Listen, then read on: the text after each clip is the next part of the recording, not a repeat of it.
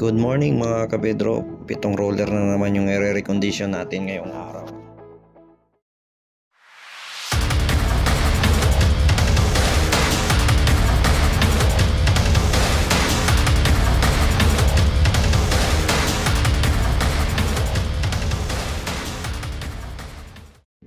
At yun mga kapedro, umpisa na natin magtrabaho.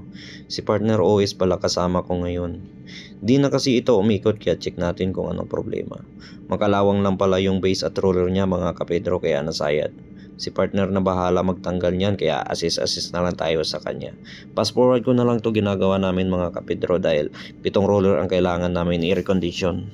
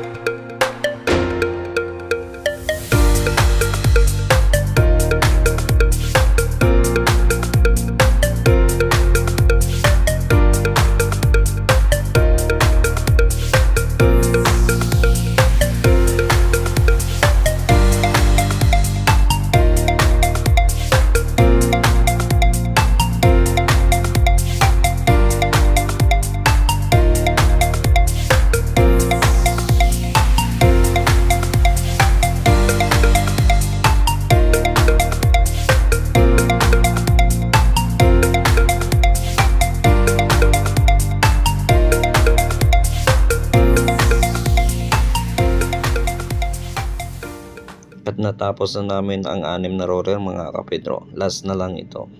Habang busy ka sa ginagawa mo, meron ka talagang kasama na maligalig. May padila-dila pang nalalaman.